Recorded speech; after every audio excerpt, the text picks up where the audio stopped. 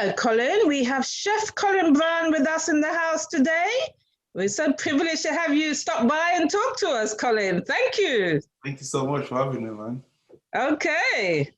Colin Brown is a top chef, and his specialty is Caribbean cuisine.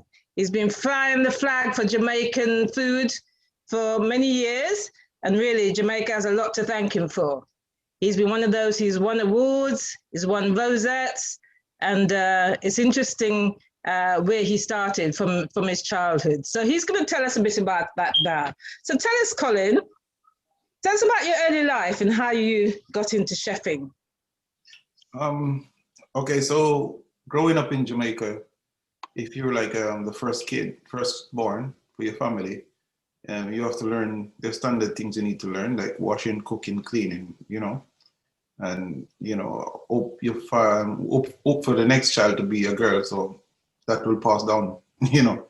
Unfortunate for me, I had two brothers after me, so I was doing it longer than I was supposed to, you know. So at the age of 6, I was making dinners for family and stuff. I didn't even understand what was. It's only now I realize, when I have my son, and now I realize at 6, oh my God, if you was to put a 6-year-old in a kitchen in England now, you most likely would be in some serious problem, you know. But it was standard growing up like this in Jamaica, you know. By the time I was 8, I was making family dinners for the whole family, and you know, I mean, proper sit down like meal, you know what I mean. So, you know, washing clothes, all of this kind of stuff. So it was really cool. It was really cool to learn this way. And then when it come to high school, obviously I chose that in vocational area. So, did you? Yeah. So you did that at school? Yeah, food and nutrition. Oh, wow. And this was in Jamaica or here? Yeah, Jamaica. Okay. So I did 2 years in food and nutrition in high school. Now, I'm from a farming community, so we wasn't expected to work in an institution, restaurant. There's no such thing where I grew up. Until today, we still don't even have a supermarket because it's not necessary. Everybody grow everything. So I just do it because, you know, everybody else was doing woodwork, you know, and I'm good at cooking. So, you know what I mean? So I didn't have any plans to be chef or whatever. But there was this man when I was younger, Mr. Smith. He used to, this man is, you know, before I even understand what the word chef was, this man, there was this bus, you know, the country bus. If you miss it in the morning, you have to wait till the next day. And that bus used to be so full of people. And the sun, when I said this, you know, this morning sun in Jamaica is hot. And this man would park the bus, packed to the brim, people is on the roof, and stop in a place to go and eat breakfast. And no one would complain. And I used to look at that man who cooked the breakfast and say, like, this man is seriously powerful, you know. You know what I mean? No, but for him to have so many people sit there for like 45 minutes while he eat and no one complain, I'm like, well, this person is the one who's making the food. Like, you know, so it's like as growing up as a kid and seeing those things, I'm like, wow. I didn't still in him think I'm gonna be chef or whatever. But that's when I start to understand, like, this, you know, because I said there is no such thing as restaurant, nothing, you know. So when we finished high school, that was it. It was like, right, there's no college, there's no university, there's nothing like that. So, you know, most of the guys, as I said, you know, where I grew up, is farming, you know, or everybody tried to leave the country. So my grandmother put me in an on-the-job training program in Portmore. I think it was a place called La Rose. It was the best seafood restaurant in the country at the time. Because these people, my grandmother don't believe in sending kids to college and university. They're old school. Like, you need to be on-the-job training is the way forward for these people. They don't think, school is, once you learn to read, write, and can do maths, you're educated. The rest is just gonna come down to life itself. So they throw you into swim, you know what I mean? So basically she sent me an on-the-job training program. So by the time I was 15 and a half, I was like cooking lobster, main course. And you know, I was the youngest chef. And I like this responsibility, I didn't even understand what I was doing. And then I was really good at it because of because of how far how far I'm coming from already. You know, cooking at church, cooking at, you know what I mean, like, and you know, especially the church cooking, that was a difficult one because church cooking is you can't there's no such thing as a cooker, right? You get it's 3 rock stone and some wood, and you have like 50 pound of rice, like maybe 25 kg rice in one pot, and God forbid you burn the rice, because you, by doing things like that, you upset your elders, you know what I mean? So it takes a lot of focus. You have to know when to turn the fire down. You can imagine turning on the wood fire down without it. So basically, I'm coming from that background. So when I was dropped into an environment where it's a very fine restaurant, and you know, I was way advanced. So I remember just going with it. It's like it was just awesome stuff I was doing. And then one customer, there was a gentleman in, I think he had dinner and he was staying at the hotel or whatever. It was a place with rooms. And he said, he asked me if I would like to work in the Cayman Island. And I said, okay. Yeah, because I was young at the time, you know, 18, 17, 18. Oh, wow. And I said, yeah, why not? And, you know, I never heard from him for about a month or so, or just over, I can't remember. And then one day, then he rang and said, I need to be on the next flight to the Cayman Island. And I'm like, I don't even have money to do this. Wow. So I went down, my mother worked at the hospital, so I went down to see her and tell her what happened. She said, like, listen, I don't have any money to send you, so I don't know how this is gonna go. So her friend was right next to her, and her friend said, I'll lend you the money. I was like, so that's when I reached the Cayman Islands, and then that was an eye opener for me, because that's when I started to see food like presented certain way, and you know, and when I was 19, I was working 19 hours a day. You know? Oh my goodness. Yeah. But it's good because when you work 19 hours a day, the good thing is you don't get any time to spend money, so you have money. You know? So you only have 5 hours to sleep. You know, so you know, I enjoy myself there because, like, you know, you get to really push yourself.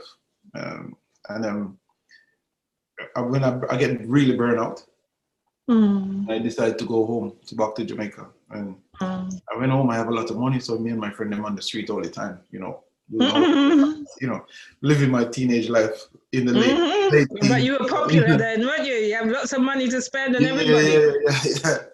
Yeah, so that finished now, the money finished, and I'm like, right, what do I do now? It's like, okay. So that's when I decided, like, right, that's why England was the food capital of the world. You know, everybody's talking about food, England. So I'm like, right, I'm gonna go to England because I want to go. You know, so I think I would be able to go to college and get good jobs here and stuff. And I reached England. I couldn't get a job, and everywhere I applied for this, oh, sorry, we don't do Caribbean food, and it was only takeaway, and you know, so I was like, how am I going to do this? And it doesn't matter your experience. You come from the Caribbean, you ain't gonna get a job in a fine restaurant in this country. That's how it is. And they was telling me I need to go back, or I need to go to Westminster College to study. I think them time it was like 1,500.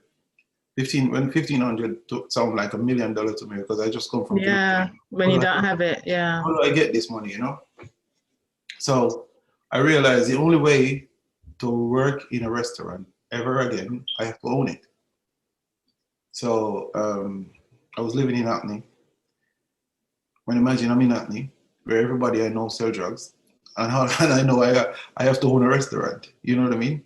So what I did, I've come up with this. I said, these guys always have money. So how am I gonna manage to, you know? So I decided to make this rum cake, and I started to sell my rum cake to these people, and they pay cash. You know, understand? So it's like, that's what I'm saying. So they deal where they deal, and I deal food, you know, and it's like, you know, and then they have a lot of kids, you know, so they always have christening, birthdays, and whatsoever. So I position myself to be the one who the go-to guy for all of these things, you know what I mean? So, you know, and that's when I start to save. And then I remember meeting this guy, this guy called Eddie Vision in Dalston. He has a Vision banqueting suite. And I was saying to him, look, let's I'm doing some package wedding, you know, so let me, I will give you the hire. I will take it as a package, give you the venue hire and the bar, and I will just do the food and the cake and say, yeah, sure, sure. So now that's when I start to have like a property premises where we can work from, like, you know, so it was, the business was coming together, right, you know. And from there, we just start develop, and then I met you, obviously, and then you know, I think I get my first award from you, you know, and then I met this lady in the same award in Canary Wharf. I don't know if you remember that one in Canary Wharf in the hotel, the first one. Yeah. I met this lady inside there, and she was saying she had a restaurant and it's a mortgage. Just after I got the award, and it's like, she was like, she most likely to lose it because, you know, she's not from the restaurant background. So if I would like to take it and like just pay the mortgage or something, like, yeah, sure, sure. So I said I would come and look at it. When we go down there, it was only 28 seats. It was manageable, you know, and, you know, take the restaurant, and we just start there. And then that's when I get my own place to start work. And that's when everything starts to change, because every day I make things better, and then I grow. Unfortunately, the next year, we entered the competition again, and I won. And then I think we won Best Restaurant or something, and Chef of the Year again. And yeah, next thing you know, my rent is increased. So, because thanks to you lovely people. Are you kidding? Yeah. No, it increased because I win an award. So, you know, it's just like, it's crazy. But anyway, so I decided, like, I said to her, listen, it's not possible to, you know, it's only 28 seats if you was to do the maths for the and then it's drastic. It increased by 1,500 just like that. And I'm like, you're talking about 2005 in times, you know, like, well, we can't afford it. It's just not possible, you know. And the response was very different. Like, I couldn't believe that what she said, you know. Oh, wow. Like, so I decided to leave it. I dropped the key in the letterbox. Just like, right, that's it. You know, there's no point, you know what I mean? Now, I decided to, for 6 months, I didn't have anything to do. And I'm like, you know, running out the money, and we went to, my friend had a place in Birmingham. It was my friend had a business in Birmingham, like, you know, different optician kind of stuff. And he said, look, come and kick it with me, somebody, for a while. And we dare me kind of down there, we just try, and, you know, and then that's when we write a proposal to the City Hotel. And we came up to the place. Actually, we was down to our loss. Even when we was coming, even when we had this is funny, we had a smart car. Yeah? And I remember the day when they said, we need to come for this meeting. I have only £5 leaving down. And I'm like, how in the name of God, I'm gonna go from Birmingham to London with £5 because my car is an empty. And what you gonna do? I'm like, there's no way. If we use this money to buy dinner, we don't have anything tomorrow. You know, so we need this meeting. So she said, well, like, it's £5. We can't. There's no way we can. I'm like, well, I'm putting in the car, and we're already car stopped. That's where we reach. That's it. You walk the rest of the way, yeah? Yeah. So basically, I did it, and that car take me to this meeting. With £5? Yeah. Wow. I was saying, I hope Tony Blair don't know this time, because he would literally put the prices up on this car. It's like, oh my goodness. 2 people from Birmingham with £5. It was crazy, you know. So now, to be honest, I'm just telling you this because this is like testament to certain things what happened. You know, this kind of put me in that journey was a very, very, very powerful journey for me, because I know for a fact I'm going to this meeting and I cannot leave without a deal. You understand what I'm saying? Yeah. So I walk into this deal. It was this guy. It was an Indian guy. Oh my God! So I go in this meeting and I said to him, "Listen." He said to me, "Look, I love your proposal. It's good. However, this area is predominantly Asian area."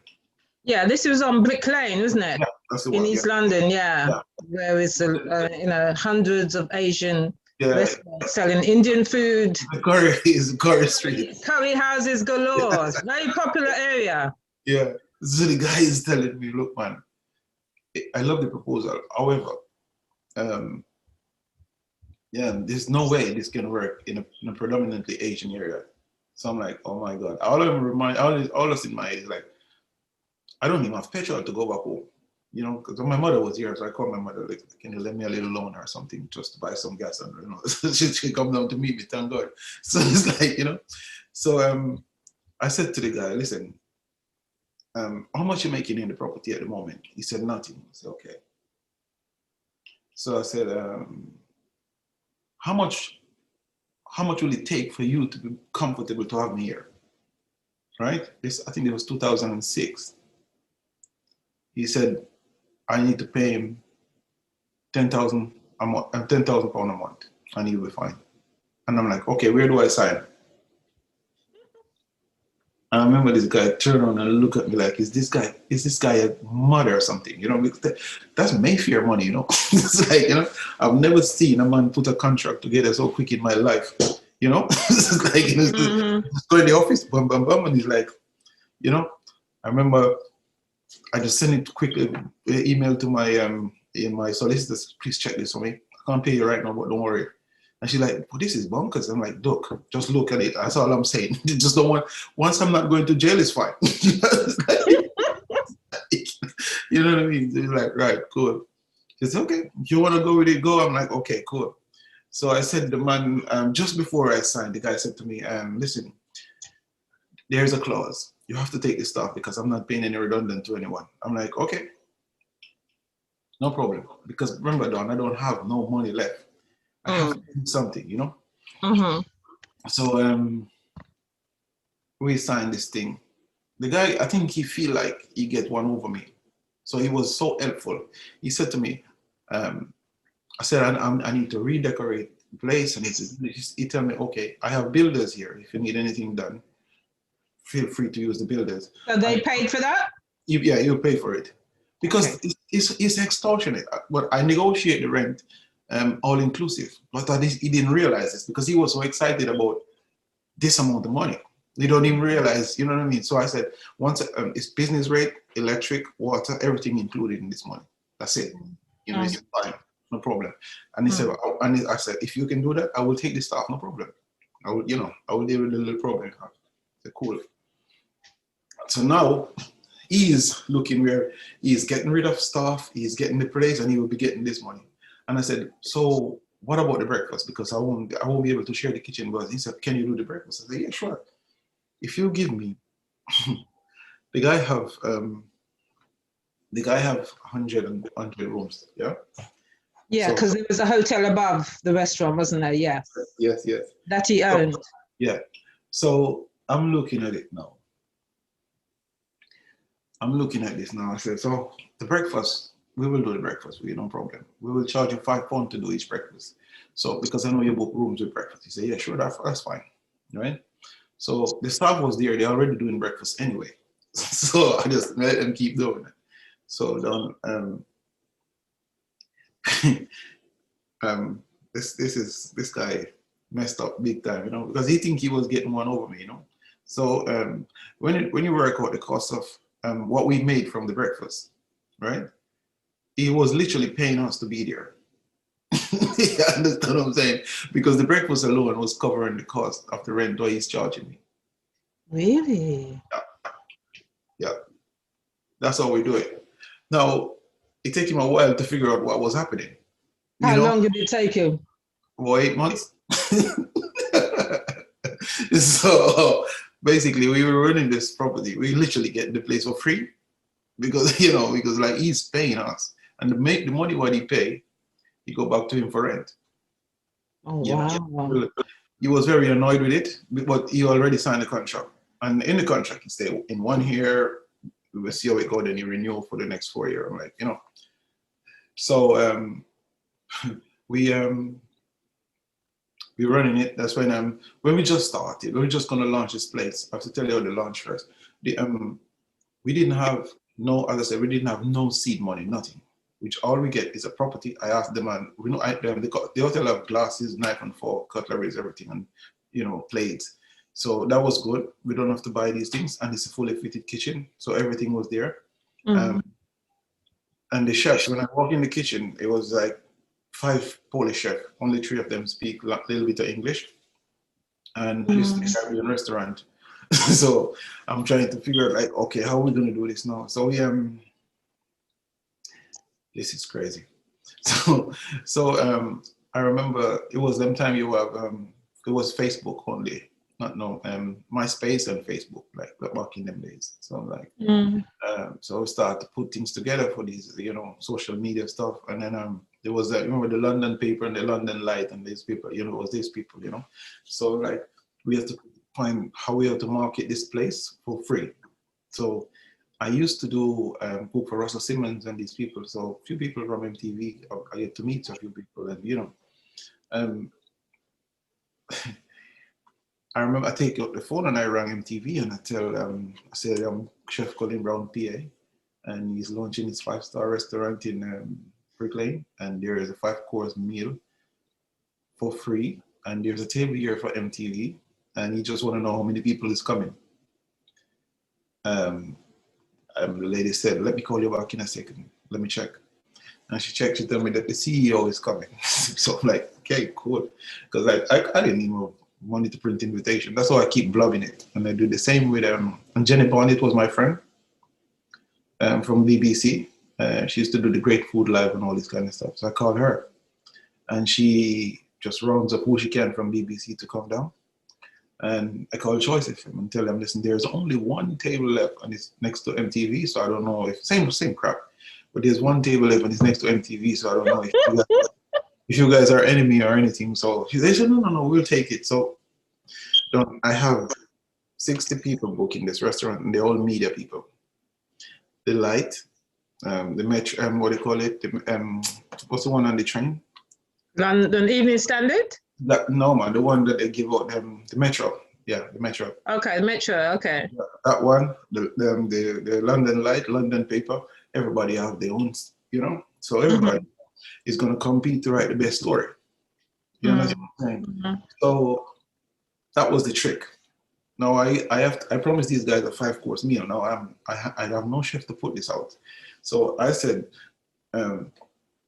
this. It's only, I went into the kitchen and I said to the guy, okay, we're going to make, it's 60 people coming. So we're going to make 80 portion of this, 80 portion of this, 80 portion of this. I was like, that was the plan. So we make 80 portion of everything. That means we have 20 portion of, you understand, leftovers. So yeah. It was one of the nicest dinner service I ever put on. You know, everybody was laughing. Everybody was writing about it the next day. Oh my God. Everybody was like, Donnie was so much. And then now, I don't have, people is ringing, the phone line just go crazy. Like, and I'm like, I'm not ready because I don't have even of the chefs ready to do this, you know? So I get 2 guys, 2 Russian guys, like, and we put them at the we put the red rope and the entrance and dress them up in the suit and tell them, do not let anyone in this restaurant unless they have a reservation. And everybody come. Do you come to the restaurant? Do you have a reservation? No, sorry, fully booked.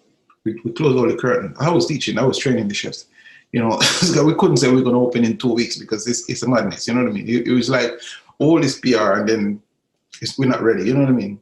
So that was the trick to tell them like, no, sorry, fully booked. Sorry, fully booked. And everybody is ringing. Oh, sorry, we have no tables. We're fully booked all the time.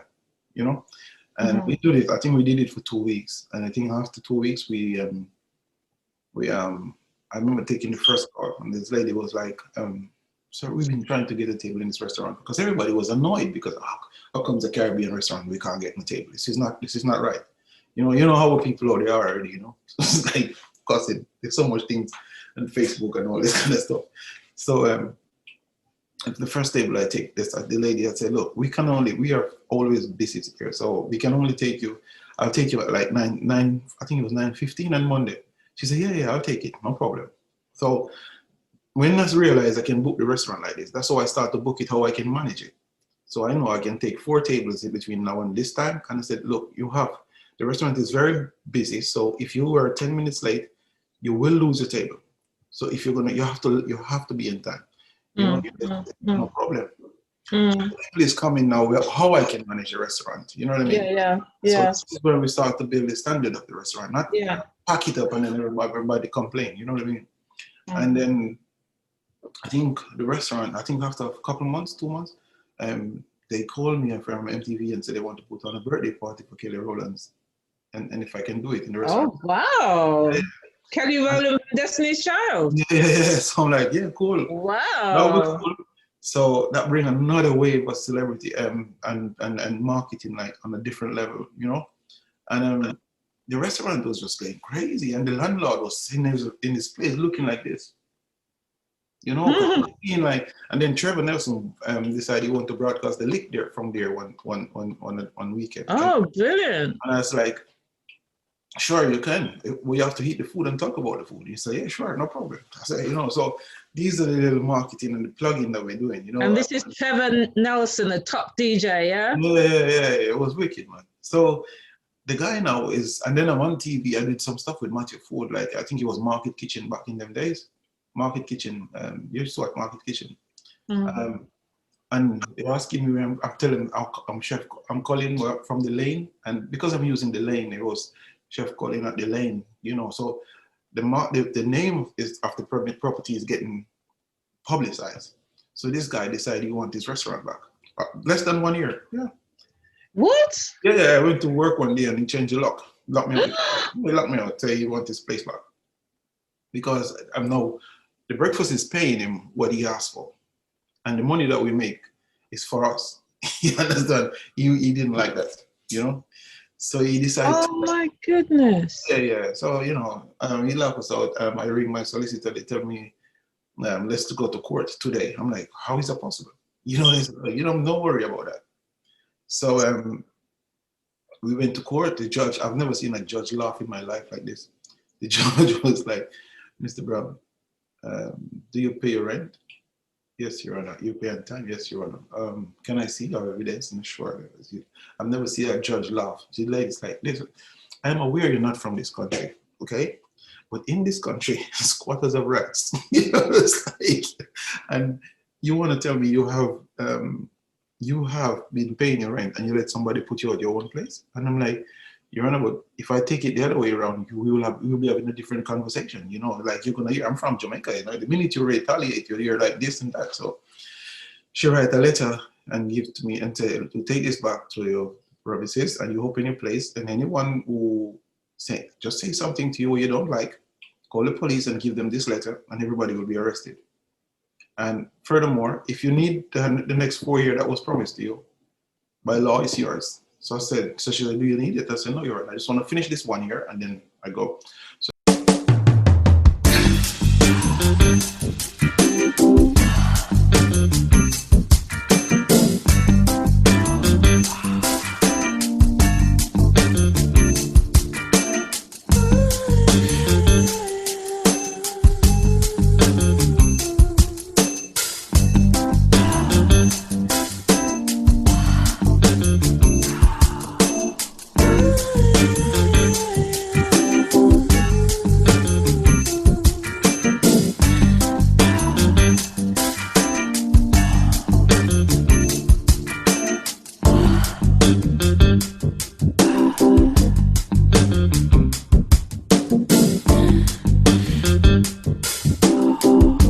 that's when we buy the restaurant in Canary Wharf with the money that we made from that. That's when we moved from Brick Lane to Canary Wharf. You know what I mean? Okay. So it's been a little bit of journey done, you know, and I you know, it'd be maybe my brand would be way more if I could settle in one place, but it's the journey to reach where I am, you know. And my biggest problem, these people I can deal with, because I know like people, if you want to really hurt people, you just need to be successful, you know. It's like, but the problem what I find in this whole thing is our own people, the lens where they go through to break you, you know what I mean? And you know, every review that was bad is from one of my own people. You know what I'm saying? That was the hard bit. That's why even now I don't feel like opening a restaurant here, like, you know, because one woman come to my restaurant down and bring her own food. No, seriously, this is, no, it's true. I don't understand that. Like, you know, they book a table of 20 and she bring her food to eat in the restaurant. And I tell her, are you silly? Are you sick? What's wrong with you? How, nobody in the world do this. She write the nastiest review you can ever think of. Like yeah. Oh no. Yeah, I'm just saying, like, that's one of the reasons I just like decide to sell the place and just leave it alone, because I just come about it like, how can you do things like this? You know, like, you know, how people are different.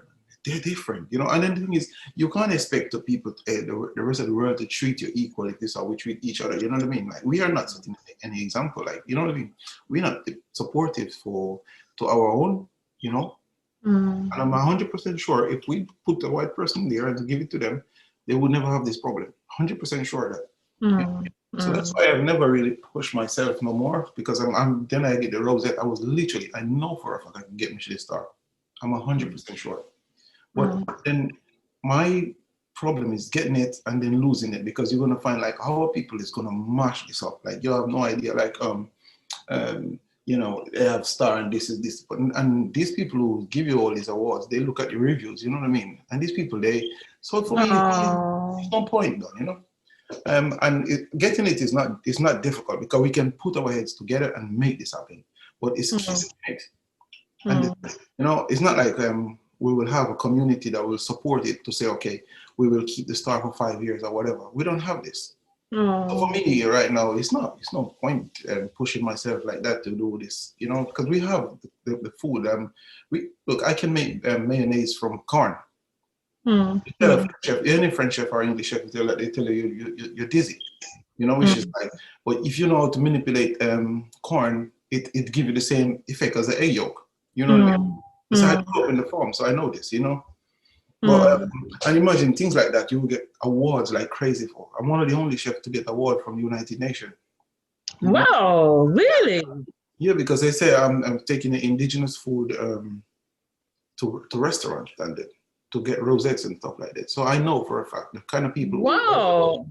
You know, when the rosette inspector come to the restaurant, he identify himself because he haven't never experienced anything like this. So he wanted to know more about the food. So that's when we know he was there. You know what I mean? Normally they just come in and do what they do and they leave.